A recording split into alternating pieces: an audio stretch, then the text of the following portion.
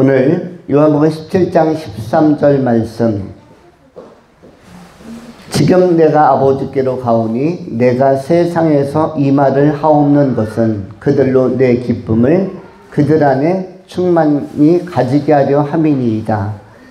이 말씀을 통해서 은혜를 나누도록 하겠습니다. 세 가지로 본문의 말씀을 정돈합니다. 첫 번째, 평화.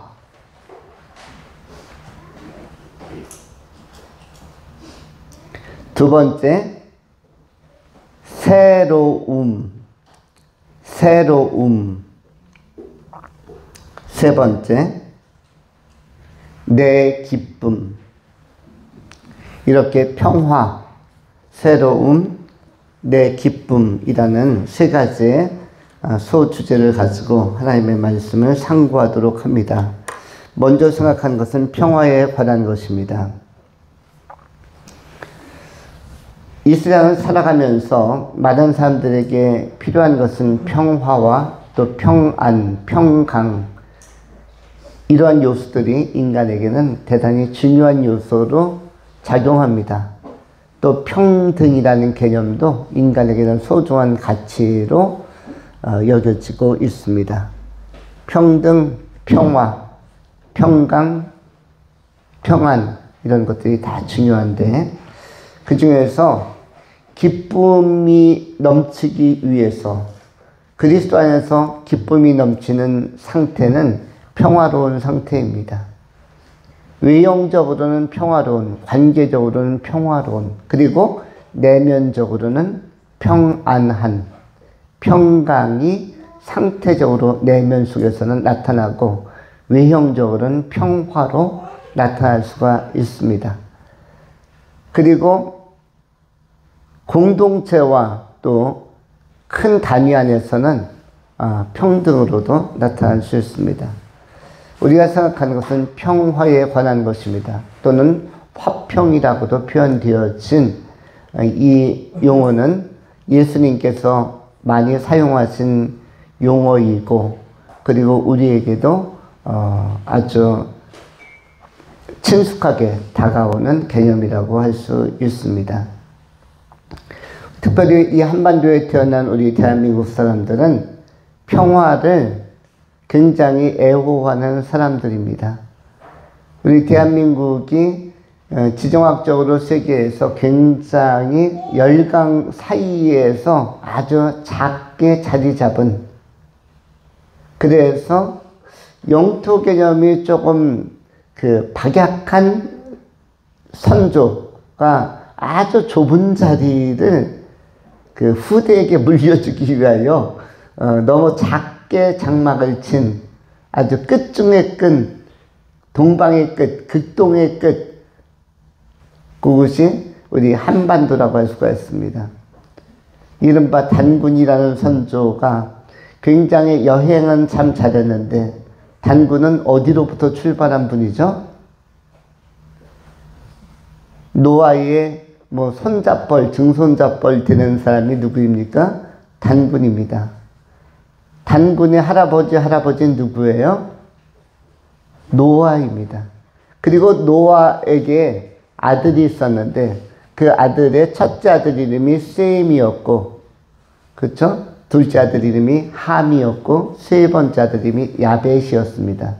그 중에서 첫째 아들 셈의 손주들이 동방으로 이주하면서 거기에서 자리 잡은 사람이 바로 단군이라고 할 수 있는데, 단군은 노아의 후예, 그리고 하나님에 대한 뭐가 있다?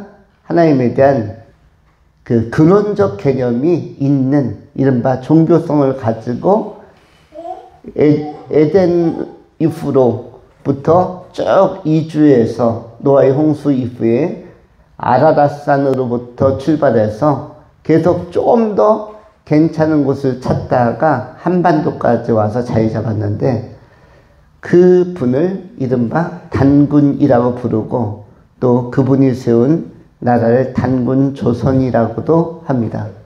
여러분, 얼마 전 10월 3일 날 개천절 잘 쉬셨나요? 잘 쉬셨습니까? 누구 덕분에 씻었어요? 단군 노아의 후예 때문에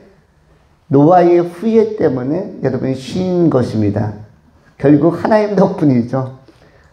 노아는 하나님의 사람이기 때문에 하나님의 사람인 이 노아 그의 후예 그의 손주 단군이 한반도에 자리 잡은 날을 기념해서 우리가 하루 국경일로 쉬었습니다. 여러분 국경일이 무슨 뜻이죠? 국가에 경사가 있는 날, 국가적으로 좋은 날. 그런데 이 단군에 대해서 여러 가지 평가를 합니다. 자리 잡는 데 있어서 너무 협소한 곳을 잡지 않았는가. 반도 중에서도 큰 반도가 아니라 매우 작고 세계적으로 보면 우리 한반도의 그 지도와 그 면적이 상당히 큽니까? 매우 작습니까? 매우 작습니다. 세계에서 제일 작은 나라 중에 한 나라이고 그걸 또 절반으로 나누어서 쓰자고 하니까 또 더 작아졌습니다. 그래서 이 지구가 굉장히 넓은 데 비해서 우리 대한민국 사람들이 살고 있는 이 땅은 크지 않은 땅이기도 합니다. 그리고 이 반도는 대양으로 또 바다로 진출하기 위해서 밟고 지나가야 하는 통로이자 게이트 같은 것입니다. 또 해양 세력인 일본이라든지 이런 분들은 대륙으로 이런 나라들은 넘어오기 위해서 또 게이트로 문으로 출입구로 사용해야 되는 것이 반도이기 때문에 반도에는 뭐가 많다? 분쟁이 많은 것입니다. 분쟁이 많고 그래서 상당히 굉장히 긴장감이 감도는 곳이어서 이 반도 지역 이 교통의 그 요충지에는 항상 많은 다툼과 많은 전쟁이 발생하는 것입니다. 전략적으로 매우 민감한 곳이 반도인데 우리 대한민국은 이 반도에 자리 잡고 있습니다. 대한민국과 더불어서 반도적 위치를 차지하고 있는 나라가 이스라엘입니다. 소아시아로부터 아프리카로 가려면 어디를 통과해야 되죠? 이스라엘을 통과해야만 합니다. 그래서 통과하려고 하다 보면 이집트나 또는 요르단이나 레바논이나 또 이란이나 이라크나 페르시아나 또 그리스나 통과해서 아프리카와 아시아, 유럽으로 연결되기 때문에 거기에는 항상 다툼과 분쟁이 많았습니다. 그래서 이스라엘과 대한민국은 공통점이 무엇입니까? 땅은 적은데 외침을 엄청나게 많이 받았고 주변에 강대국이 참 많았다. 이스라엘도 우리 대한민국 못지않게 세계적으로 매우 작은 나라입니다. 매우 작은 나라. 옆에는 이집트라는 큰 나라가 있고 그리고 반대쪽에는 이란, 이라크, 사우디, 시리아, 그 다음에 좀 가면 터키, 그리스, 또는 그 이외의 서방 국가와 또 인도를 포함해서 굉장히 큰 나라들이 있는데 그 틈새에 굉장히 작은 나라가 있습니다. 이스라엘은 우리나라를 볼 때 우리나라의 몇 분의 1밖에 되지 않는 저 대만과 이스라엘은 아마 크기가 거의 비슷하지 않을까. 엄청 적은 그 대륙 속에 있는 섬과 같이 작은 나라가 이스라엘인데 그 나라도 역시 외침을 많이 받았습니다. 이스라엘은 뭘로 견뎌냈습니까? 하나님을 믿는 신앙으로. 가장 대표적인 것이 다윗의 그 블레셋과의 싸움, 그리고 모세 시대로부터 사무엘 시대로부터 끊임없이 하나님을 중심으로 해서 성막 공동체를 중심으로 해서 외침을 이겨냈는데 현재까지도 이스라엘을 둘러싸고 굉장히 많은 나라가 공격적으로 공세적으로 그 테러 단체를 포함해서 그 전쟁을 일으키려고 하는 그런 위험을 경험하고 있습니다. 하나님을 믿는 것으로 3000여 번의 외침을 물리친 나라가 이스라엘이고 또 우리 대한민국이 그보다 더 많은 외침을 받은 나라 중에 한 나라입니다. 그래서 대한민국에서 평화를 누린다는 것은 굉장히 기적과도 같은 것입니다. 그런데 이 두 나라가 나라를 빼앗기지 않고 지금까지 유지하고 있는, 특별히 우리 대한민국은 이스라엘보다도 더, 이스라엘은 디아스포라라고 해서 로마가 강하게 밀고 들어왔을 때 결국은 흩어져서 그 핍박과 침탈을 견디지 못하고 이스라엘은 땅을 포기하고 흩어졌었는데, 우리 대한민국은 땅을 포기하고 흩어지지 않았습니다. 한 번 위기가 왔었죠. 일제통치 38년간의 기간에 우리가 잠시 땅을 포기할까 말까. 그래서 일부 사람들은 중국으로, 연해주로, 이렇게 만주로, 또는 미국으로, 하와이로, 일본으로 이렇게 분산되어 간 예는 있으나 대다수는 땅을 포기하지 않고 굉장히 어려웠지만 한반도 이 땅을 지켰습니다. 누가 기초를 닦아놓은 노아의 후예, 하나님의 사랑을 받았던 노아의 후예, 그 중에서도 장자연 셈의 직계 자녀가 단군이라고 하는 그런 우리의 선배가 터 잡아놓은 곳을 우리는 포기하지 않았습니다. 그런데 두 나라의 공통점이 있다고 합니다. 어떤 공통점이 있다고 합니까? 세계에서 머리가 제일 좋은 나라, 좋은 국민들이 사는 나라, 머리가 제일 좋은 양대 투톱을 꼽는다면, 축구로 치면 메시와 호날두, 옛날로 치면 펠레와 마라도나, 누가 더 잘할까? 누가 더 우수할까? 이스라엘 사람들과 대한민국 사람들 누가 더 머리가 좋을까? 일본이나 독일도 이 두 나라를 따라올 수는 없다고 합니다. 그런데 최근에 놀라운 통계가 또 나오고 있습니다. 대한민국이 머리 좋은 것으로 세계 1위에 올랐다라고 최근에 어떤 자료들로 발표하는 학자들이 나왔습니다.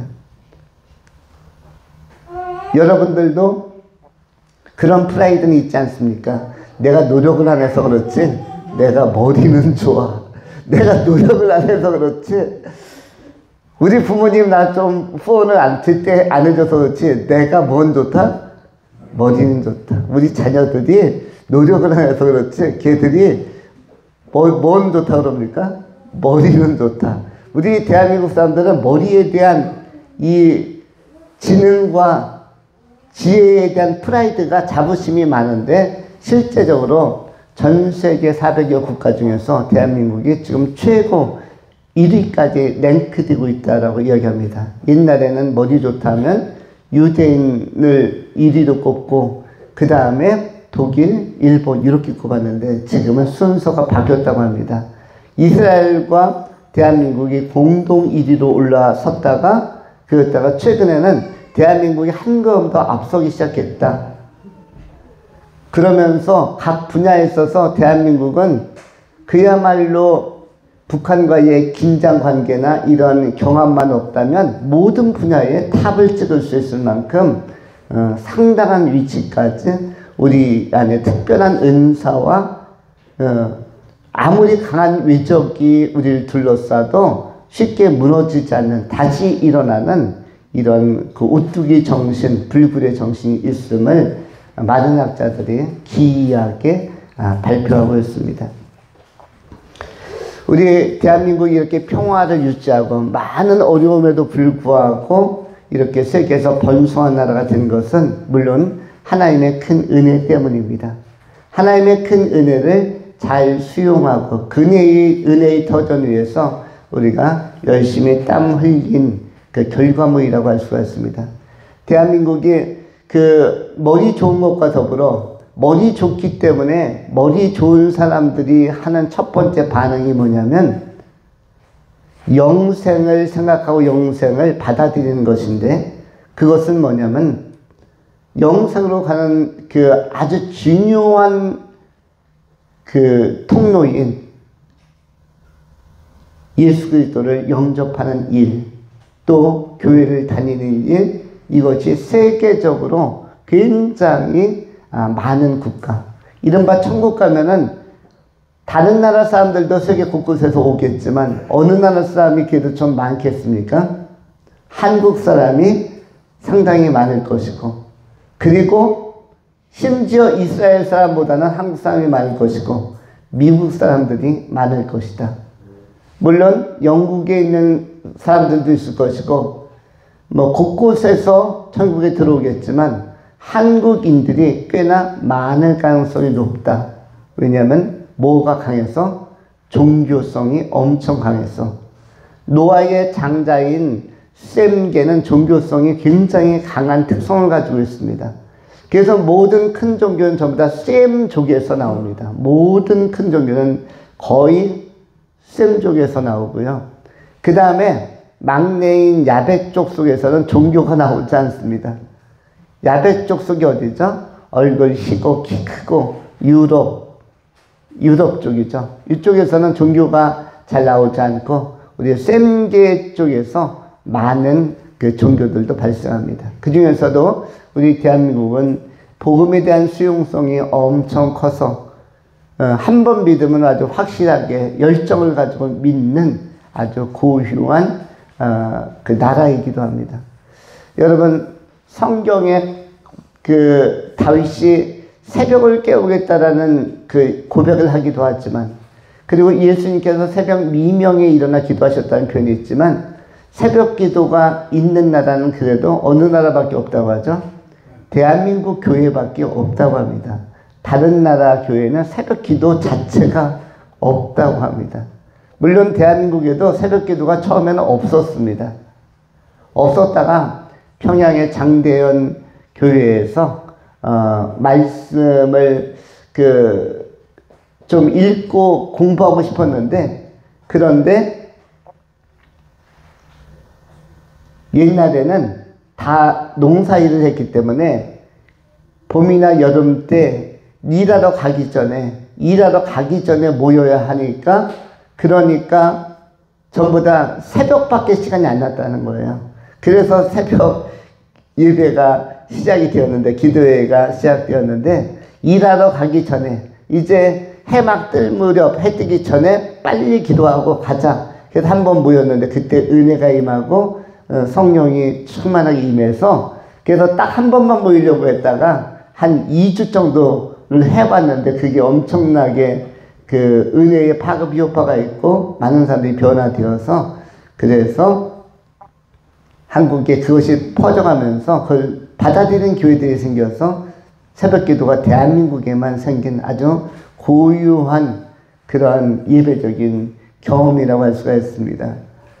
그런데 이것이 또 종교성이 수반되었기 때문에 하나님에 대한 또 영생에 대한 관심이 많았기 때문에 일어나는 현상이라고 할 수가 있습니다. 예수 믿는 일과 머리 좋은 것, 대한민국에 있어서 굉장히 강점이고, 이 강점을 우리 한반도에 살고 있는 우리 대한민국 사람들은 계속적으로 살려가야 할 것입니다. 굉장히 우리에게는 힘도 있지만 우리는 단 한 번도 우리 주변 국가를 쳐들어가려고 마음 먹어본 일이 없습니다. 북한과 남한의 힘의 균형을 하면은 뭐 한 5대1 정도 우리가 5배 이상 앞서 있습니다. 군사력, 경제력. 그런데 우리는 북한을 한 번도 쳐들어가겠다라는 마음이 없습니다. 북한이 남한으로 땅굴을 파는 게 아니라 한국의 땅굴 기술은 우리가 고속도로라든지 산 뚫는 거 보면 알지만 북한을 다 뚫어놓을 수가 있어요. 여기서부터 그냥 백두산까지 곳곳을 다 뚫어놓고 평양 김정일의 집 밑에까지 다 뚫을 수가 있습니다. 그런데 우리는 한 번도 그런 시도를 하지 않았습니다. 북한은 제1땅굴, 제2땅굴, 제3땅굴, 제4땅굴 틈틈이 호시탐탐 한국 쪽으로 뚫었지만, 열악한 기술을 가지고 뚫었지만, 우리는 그야말로 몇 달이면 북한 지하를 우리가 밀고 다 요새 우리가 들어갈 수가 있음에도 불구하고 우리는 한 번도 그런 시도를 하지 않았습니다. 우리 옆에 작은 나라가 있습니다. 작은 나라 대만. 우리가 정복력이 강하고, 그리고 땅에 대한 욕심이 있다면 우리가 대만을 공격할 수도 있죠. 우리가 대만보다 우세하니까. 그런데 한 번도 그런 생각을 해본 일이 없습니다. 평화로운 우리는 평화를 그 선물로 받은 평화의 그 특성을 가진 나라이기도 합니다.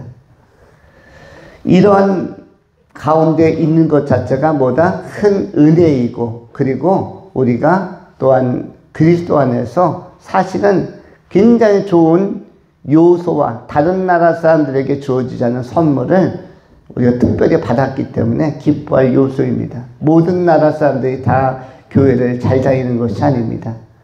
이 세상에 있어서 몇몇 국가, 특정 국가를 제외하고 교회를 열심히 다니는 나라가 지금 현재 매우 적습니다. 열정적으로 교회를 나가려고 주일마다 준비하는 나라가 400개 국가 중에 몇 국가가 됩니까? 일본 사람이 그렇습니까? 중국 사람이 그렇습니까? 불과 서너 개 국가 안에 누가 들어있다? 우리 대한민국이 들어있습니다. 그런데 성경은 이 모든 것 가운데서 우리 주님께서 주신 선물로 인해서 기뻐하라고 말씀합니다.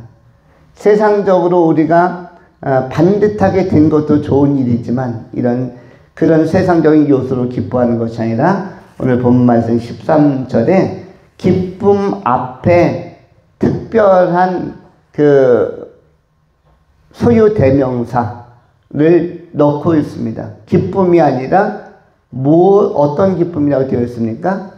내 기쁨입니다. 너희의 기쁨이 아닙니다. 13절 지금 내가 아버지께로 가오니 내가 세상에서 이 말을 하옵는 것은 그들로 내 기쁨을 그들 안에 충만히 가지게 하려 함이니이다. 내 기쁨 그냥 너희가 기뻐하라가 아닙니다. 너희가 나라도 잘 살고 또 국민들이 우수하고 총명하고 기술도 세계적으로 탑클래스이고 경제도 좋고 이런 것들 때문에 기뻐하라가 아니라 너희가 개별적으로 잘 되었기 때문에 기뻐하라가 아니라 내 기쁨으로 너희가 충만케 되기를 원하노라. 그러니까 예수님께서 제시하는 기쁨과 우리가 일반적으로 기뻐하는 자극적인 만족과는 많이 다르다는 것입니다. 성경이 이렇게 끊임없이 주 안에서 기뻐하고 예수 안에서 기뻐할 것을 제시하고 있습니다. 빌립보서 4장 4절에 주 안에서 항상 기뻐하라. 내가 다시 말하노니 기뻐하라. 주 안에서 기뻐하라. 그리스도 예수 안에서 기뻐하라. 내가 다시 말하노니 기뻐하라. 또한 빌립보서 4장 1절에 그러므로 나의 사랑하고 사모하는 형제들 나의 기쁨이요 멸류관인 사랑하는 자들아 이와 같이 주 안에 서라. 이와 같이 주 안에 서라. 이와 같이 그리스도 안에 주 안에 서는 사람들이 바로 나의 기쁨이요 멸류관이요 또한 나의 사모하는 자라고 바울은 표현하고 있습니다. 주 안에 서는 사람들, 예수 안에 서 있는 사람들, 그리고 몸된 교회 안에 서 있는 사람들이 사실은 가장 기쁨의 대상이요 또 하나님께서도 기뻐하시는 존재라는 것을 알 수가 있습니다. 이 민족이 번성하고 번영한 것은 누구 덕입니까? 하나님의 은혜를 알고 예수 그리스도의 은혜를 알고 그 기쁨을 가진 자들 때문에 결국 교회와 그리스도인들 때문에 이 민족이 부흥하고 흥왕하고 그리고 번성하는 것입니다. 하나님께서는 창세기 1장에서도 세상 만물을 비늘이 우리의 안목을 가리고 있기 때문에 다른 해석이 쉽지 아니한 것입니다.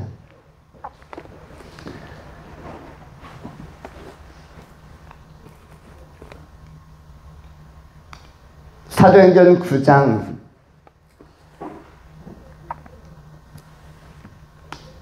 11절부터 이렇게 성경이 기록을 합니다.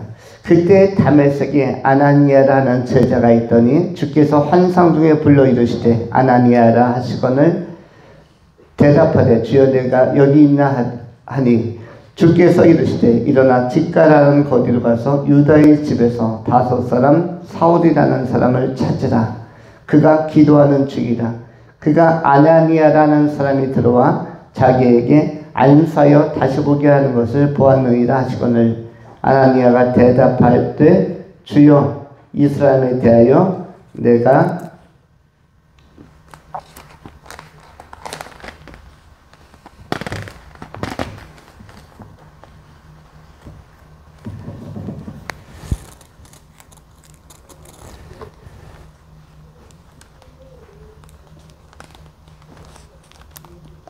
성경을 찾고 싶은데 너무 얇게 붙어 있어서 성경이 잘 안 열려서 여러 사람에게 듣사온즉 그가 예루살렘에서 주의 성도에게 적지 않은 해를 끼쳤다 하더니 여기서도 주의 이름을 부르는 모든 사람을 결박할 권한을 대제사장들에게서 받았나이다 하거늘 주께서 이르시되 가라 이 사람은 내 이름을 이방인에게 또한 임금들과 이스라엘 자손들에게 전하기 위하여 택한 나의 그릇이라. 그가 내 이름을 위하여 얼마나 고난을 받아야 할 것을 내가 그에게 보이리라 하시니 아나니아가 떠나 그 집에 들어가서 그에게 안수하여 이르되 형제 사울아 죽은 네가 오는 길에서 나타나셨던 예수께서 나를 보내어 너로 다시 보게 하시고 성령으로 충만하게 하신다 하니 즉시 사울의 눈에서 비늘 같은 것이 벗어져 다시 보게 된지라. 일어나 세례를 받고 음식을 먹으며 강건하게 하여 지니라. 이렇게 기록을 하고 있습니다. 18절에 즉시 사울의 눈에서 비늘 같은 것이 떨어졌다. 이 말은 이 아나니아의 안수가 있기 전에 사울은 그냥 정상적인 자기를 가지고 살았습니다. 정상적인 보편 인간으로 자연인으로 살았는데 자기 눈에 비늘이 있는지 없는지도 의식하지 못하고 살았습니다. 그런데 성령이 보시기에는 이 사울이란 청년의 눈에는 그냥 눈은 눈이로되 뭐가 씌워져 있는 눈이다? 비늘이 씌워져 있다.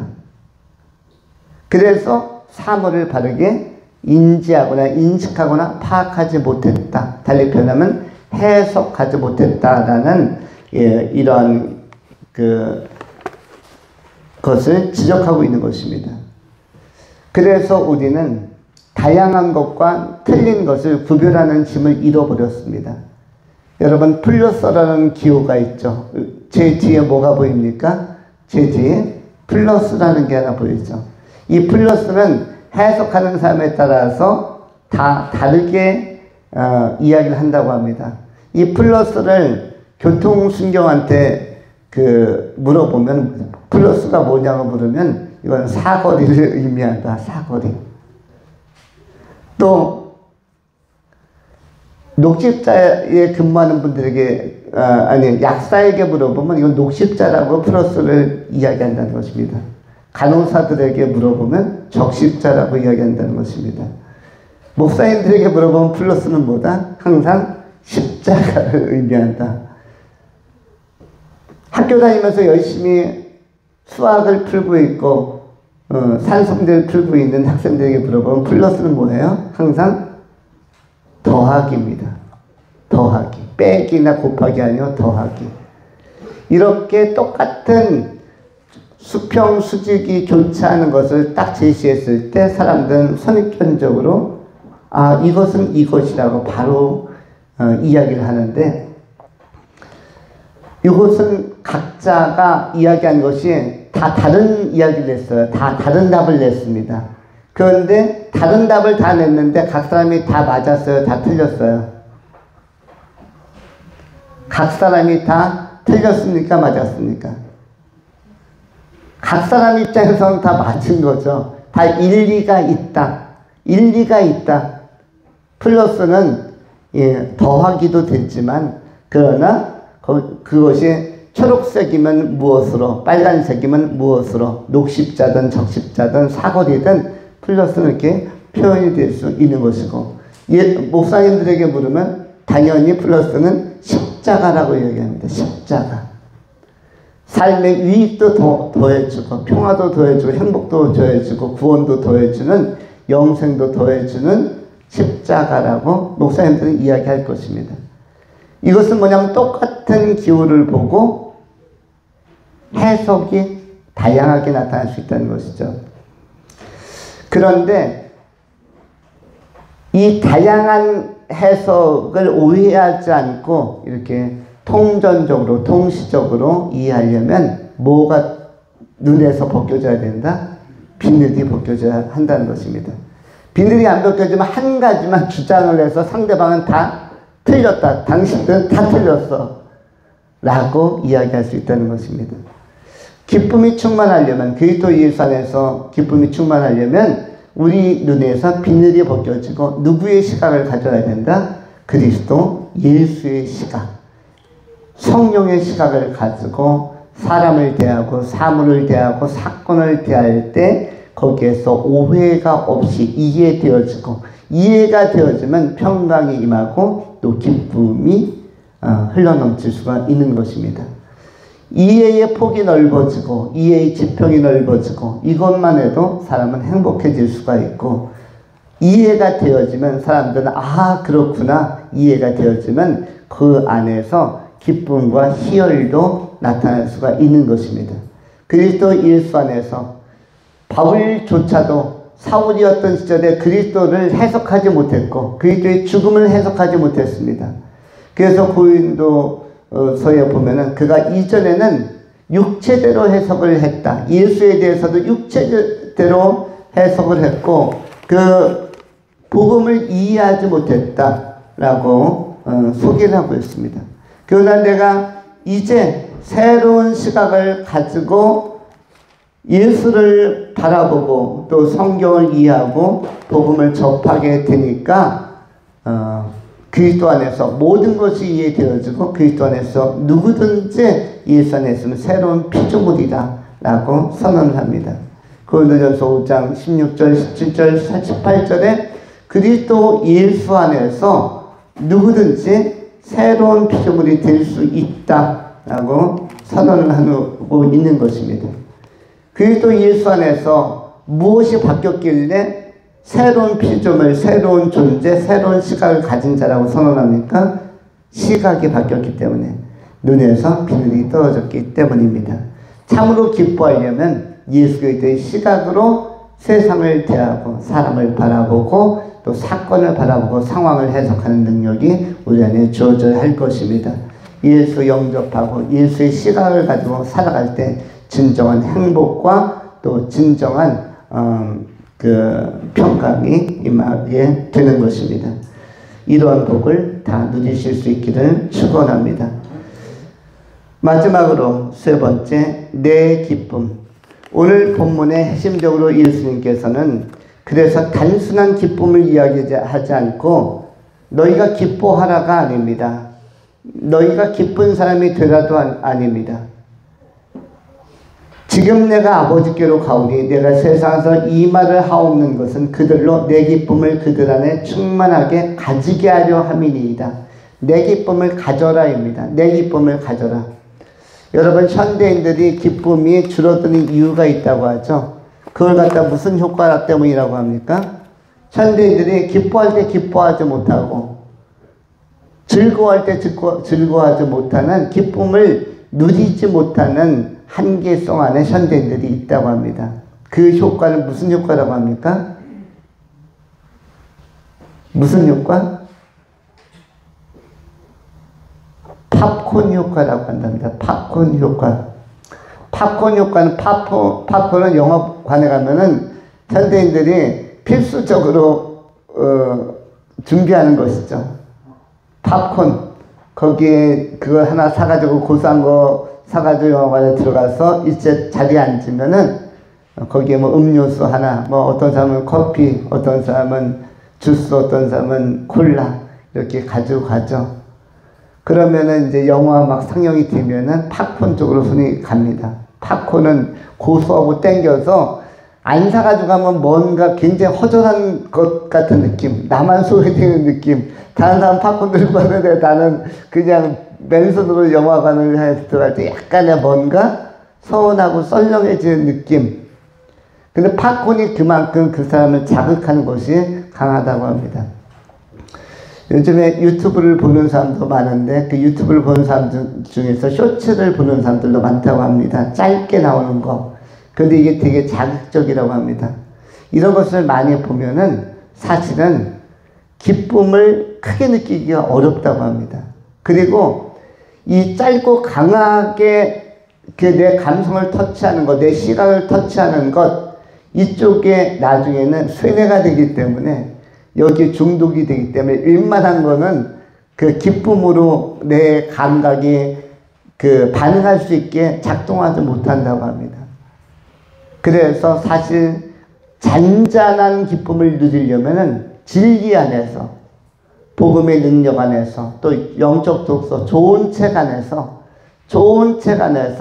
또 좋은 음악 안에서, 좋은 문화 안에서, 좋은 자연 안에서 잔잔한 것들을 접할 때 자극적인 것에 반응하지 않고 은밀하고 무난하고 자연스럽고 보편적인 것에 반응하는 것들이 정상적으로 작동할 수 있다고 합니다. 지금은 가을입니다. 가을은 1년 중에 지금 제일 좋은 계절이에요. 지금도 날씨가 되게 맑고 그리고 이제 단풍도 깊게 들고 굉장히 깨끗합니다.